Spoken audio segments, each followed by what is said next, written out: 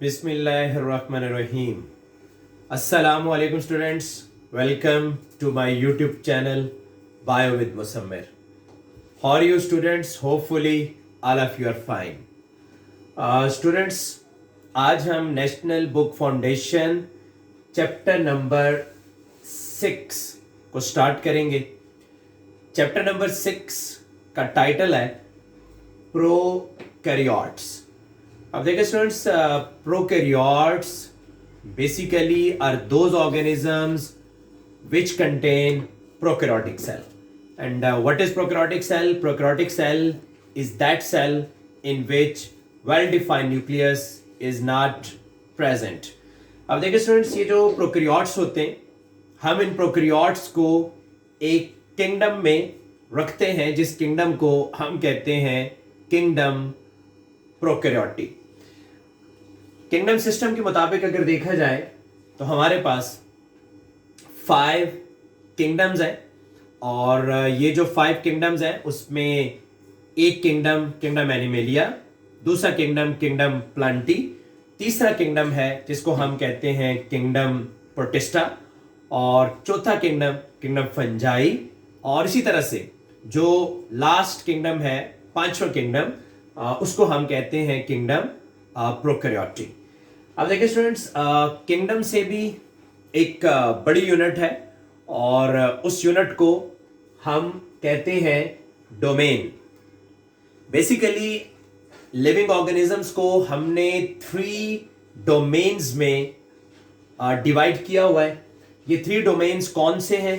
उसमें जो पहला डोमेन है उनको हम कहते हैं bacteria, second domain is of archaea, and third domain is of Eukarya. अब देखिए students, bacteria, archaea and Eukarya, ये 3 डोमेन्स हैं, और इन तीनों डोमेन्स में अगर हम देखें बैक्टीरिया को और आर्किया को, तो इनके अंदर आपको प्रोकैरियोटिक सेल मिलेगा। और जो यूकेरिया डोमेन है, इसमें जितने भी ऑर्गेनिजम्स आते हैं उनके अंदर यूकैरियोटिक सेल प्रेजेंट होता है। अब ये देखेंगे स्टूडेंट्स हम यहां पे कि ये जो आर्किया और बैक्टीरिया है, ये हैं तो दोनों यूकैरियोट्स, इनके अंदर यूकैरियोटिक सेल है, लेकिन इन दोनों में बहुत सारे डिफरेंसेस हैं, जिसकी वजह से हमने आर्किया को एक सेपरेट डोमेन में रखा हुआ है, और वो डोमेन इनका जो है दैट इज आर्किया। तो अभी हम आर्किया को यहां पर डिस्कस करेंगे। बेसिकली आर्किया जो है, दीज आर माइक्रो ऑर्गेनिजम्स, और originally these are called archaebacteria. हम इनको आर्की बैक्टीरिया भी कहते हैं, और आर्की बैक्टीरिया इनको कहा जाता है। बेसिकली जो वर्ड आर्की है, ये ग्रीक वर्ड आर्कियोस से है, और आर्कियोस जो वर्ड है उसका मतलब है एंशिएंट। तो कहा यह जाता है कि ये एंशिएंट बैक्टीरिया है, यानी ऐसे बैक्टीरिया जो कि बहुत पुराने टाइम में प्रेजेंट थे, लेकिन ये बैक्टीरिया से डिफरेंट हैं, तो दैट्स वाई हमने इनका एक अलहदा से डोमेन बनाया है, जिसको हम आर्किया कहते हैं। अब देखिए स्टूडेंट्स, जो आर्किया है, आर्किया के अंदर प्रोकैरियोटिक सेल्स प्रेजेंट हैं। अच्छा, ये आपको कहां पे मिलेंगे? आर्किया बेसिकली प्रेजेंट होते हैं इन एक्सट्रीम इन्वायरमेंट। ये आपको एक्सट्रीम इन्वायरमेंट में मिलेंगे। अब ये देखिए एक्सट्रीम इन्वायरमेंट क्या है। देखिए स्टूडेंट्स, एक्सट्रीम इन्वायरमेंट का मतलब ये है कि कहीं एक्सट्रीम एसिडिक कंडीशन है, या एक्सट्रीम अल्कलाइन कंडीशन है, या फिर ऐसे हो सकता है कि कोई एक्सट्रीम सैलाइन कंडीशन हो, वहां पे सैलिनिटी बहुत ज्यादा हो, और यूं भी हो सकता है कि टेम्परेचर बहुत ज्यादा हो। तो ये जो आर्किया है, ये बॉइलिंग टेम्परेचर पे भी मौजूद होते हैं, जो कि एक एक्सट्रीम कंडीशन है।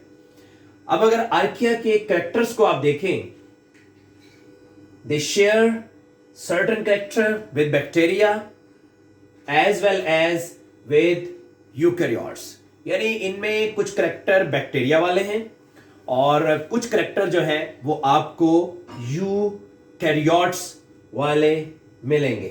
तो हम इनको रखते हैं एक सेपरेट डोमेन के अंदर, क्योंकि ना तो ये 100% यूकेरियोट्स हैं और ना ही ये बैक्टीरिया हैं। सो दैट्स वाई हमने इनका डोमेन ही सेपरेट कर दिया और उस डोमेन को हम कहते हैं आर्किया। आज हम स्टूडेंट्स डिस्कस करेंगे some unifying features of archaea, archaea के कुछ यूनिफाइंग फीचर्स को। तो यूनिफाइंग फीचर्स को मैं डिफाइन कर सकता हूं कि these are the features that separates them from bacteria and eukaryotes. यानी ये वो फीचर्स हैं जो इनको सेपरेट करते हैं बैक्टीरिया से और यूकेरियोट से। अब हम यहाँ पे कुछ इनके यूनिफाइंग फीचर्स जो हैं उनको डिस्कस करेंगे। तो सबसे पहला जो फीचर है हम डिस्कस करते हैं इनकी प्लाज्मा मेम्ब्रेन को। देखिए स्टूडेंट्स, जो आर्किया है, अगर आप इनकी प्लाज्मा मेम्ब्रेन को देखें तो इनकी प्लाज्मा मेम्ब्रेन में आपको मिलेंगे अनयूजुअल लिपिड्स। ये अनयूजुअल लिपिड्स क्या होते हैं? देखिए स्टूडेंट्स, अनयूजुअल लिपिड्स बेसिकली आप ऐसे लिपिड्स को कहते हैं जिनमें ग्लिसरॉल लिंक होता है विद हाइड्रोकार्बन्स। असल में अगर आप देखें जो यूजुअल लिपिड्स होते हैं तो उसमें आपको ये ग्लिसरॉल जो है वो फैटी एसिड्स के साथ लिंक नजर आएगा, और जब ये फैटी एसिड्स के साथ लिंक बनाता है तो उसमें एक बॉन्ड बनता है जिसको हम कहते हैं एस्टर बॉन्ड। और अगर यही जो ग्लिसरॉल है वो फैटी एसिड्स के साथ तो कंबाइन ना करे, लेकिन हाइड्रोकार्बन वाला जो ग्रुप है अगर उसके साथ ये कंबाइन कर जाए और वहां बॉन्ड बना ले, जिसको आप ईथर लिंकेज कह सकते हैं। तो अगर इनमें ईथर लिंकेज हो जो कि हाइड्रोकार्बन के साथ COC लिंकेज जो बनती है, और अगर वो लिंकेज हो तो देन आप ऐसे जो लिपिड्स होते हैं उन लिपिड्स को आप कहते हैं अनयूजुअल लिपिड्स। तो बेसिकली इनमें ये अनयूजुअल लिपिड्स जो है इनकी प्लाज्मा मेम्ब्रेन के अंदर प्रेजेंट होते हैं। अब चलते हैं स्टूडेंट्स इसकी जो आर्किया है इनकी सेल वॉल की तरफ। तो आर्किया की जो सेल वॉल है डू नॉट कंटेन पेप्टिडोग्लाइकन। आपको आर्किया की सेल वॉल के अंदर पेप्टिडोग्लाइकन नजर नहीं आएगा। अब इनमें क्योंकि पेप्टिडोग्लाइकन नहीं है, तो देखिए स्टूडेंट्स, क्योंकि पेप्टिडोग्लाइकन इनकी सेल वॉल के अंदर प्रेजेंट नहीं है, तो आप ये कह सकते हैं कि क्योंकि पेप्टिडोग्लाइकन इनकी सेल वॉल में मौजूद नहीं है, तो ये जो सेल वॉल है ये सेल वॉल बेसिकली जो लाइसोजाइम इंजाइम्स होते हैं जो कि बैक्टीरिया की सेल वॉल के ऊपर अटैक कर जाते हैं, तो उन लाइसोजाइम से ये सेल वॉल जो है वो महफूज हो जाती है, क्योंकि लाइसोजाइम अटैक करती है पेप्टिडोग्लाइकन की सेल वॉल पे। इनकी जो सेल वॉल है that is composed of polysaccharides. ये पॉलीसेक्राइड्स की बनी हुई सेल वॉल है, और कुछ आर्किया आपके पास इस तरह के भी हैं कि जिनके अंदर सेल वॉल बिल्कुल ही प्रेजेंट नहीं होती। अच्छा जी, इनकी एक प्रॉपर्टी है जिसको हम कहते हैं मिथेनोजेनेसिस। हम किस तरह से मिथेनोजेनेसिस को डिफाइन कर सकते हैं? Methanogenesis is the ability to form methane. ये मीथेन बनाने की एबिलिटी है जिसको हम कहते हैं मिथेनोजेनेसिस, और ये एक किस्म का मेटाबॉलिज्म की एक टाइप है इन आर्किया के अंदर। अब देखिए स्टूडेंट्स, ये जो आर्किया है ये हाइड्रोजन को इस्तेमाल करके और कार्बन डाइऑक्साइड को यूज करके और देन उसको जो है वो कन्वर्ट करते हैं मीथेन के अंदर। तो ये बेसिकली एक इनके अंदर मेटाबॉलिज्म की टाइप है, और इस मीथेन फॉर्मेशन के दौरान दे गेट एनर्जी, इनको एनर्जी मिलती है जिसको ये ATP फॉर्मेशन के लिए यूज करते हैं। आर्किया जो है दीज आर ऑटोट्रॉफ्स। अब इनको हम ऑटोट्रॉफ्स क्यों कहते हैं? हम इनको ऑटोट्रॉफ्स इसलिए कहते हैं because they can make their on food, या अपनी फूड खुद बना सकते हैं और खुद से एनर्जी हासिल कर सकते हैं। Basically they use molecular hydrogen and reduced elemental sulphur and carbon dioxide and water. इन चीजों को ये इस्तेमाल करके और इनसे अपनी एनर्जी हासिल करते हैं। हम ये कहते हैं कि आर्किया जो है इनके अंदर फोटोसिंथेसिस का प्रोसेस नहीं होता, यानी they have no photosynthesis. Even archaea light का इस्तेमाल करते हैं, they also use carbon dioxide and reduced sulfur H2S and make their organic food, लेकिन वो जो फोटोसिंथेसिस की जो ऑक्सीजेनिक फोटोसिंथेसिस है वो इनके अंदर प्रेजेंट नहीं होती, जिसमें ऑक्सीजन प्रोड्यूस होता है। तो दैट्स व्हाई हम ये कह सकते हैं कि ये नॉन फोटोसिंथेटिक है, यानी इनके अंदर फोटोसिंथेसिस का प्रोसेस नहीं होता। अब देखिए स्टूडेंट्स, जो आर्किया है इनका एक डिफरेंस है इनके न्यूक्लिक एसिड का। अगर आप इनको कंपेयर करें बैक्टीरिया के साथ, तो बैक्टीरिया और आर्किया के न्यूक्लिक एसिड में आपको फर्क नजर आएगा। यानी अगर आप इनकी जो इनका न्यूक्लियोटाइड नंबर 910 है, तो ये जो न्यूक्लियोटाइड नंबर 910 है विच इज आउट ऑफ 1500, इनके अगर आप एक RRNA को देखें तो इनका जो RRNA है उसमें आपको ये डिफरेंस जो है वो नजर आएगा। अब आप आर्किया को देख सकते हैं कि आर्किया के अंदर ये RRNA जो है उसका सीक्वेंस कुछ यूं है, AAC देन UU फिर देन वंस अगेन AAA। और अगर आप यू बैक्टीरिया में देखें तो ये AAACU और यहाँ यूरासिल की बजाय साइटोसिन है और देन वंस अगेन 3 एडेनिन के न्यूक्लियोटाइड है। तो ये डिफरेंस जो है ये बेसिकली न्यूक्लिक एसिड में प्रेजेंट है आर्किया और यू बैक्टीरिया के। अब देखिए स्टूडेंट्स, जो आरएनए पॉलीमरेज है, आर्किया का जो आरएनए पॉलीमरेज है वो कॉम्प्लेक्स है, but that is similar to eukaryotes. अगर आप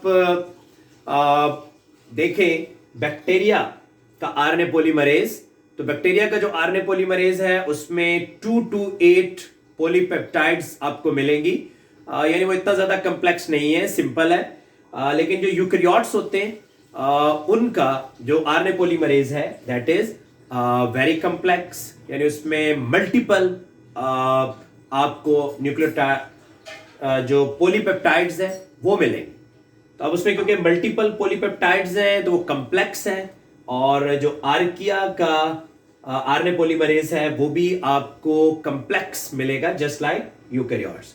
इंट्रॉन की अगर बात करें तो आपको पता है स्टूडेंट्स के इंट्रॉन जो है वो डीएनए के अंदर जो नॉन कोडिंग रीजन होते हैं वही आरएनए के ऊपर आके फिर वो नॉन कोडिंग रीजन जो है वो ट्रांसक्राइब हो जाते हैं, और फिर उन नॉन कोडिंग रीजन से कोई प्रोटीन जो है वो नहीं बनती। दैट्स व्हाई आरएनए से उनको बाहर निकालना पड़ता है, स्प्लाइसिंग उनकी करनी पड़ती है स्प्लाइसियोसोम के जरिए।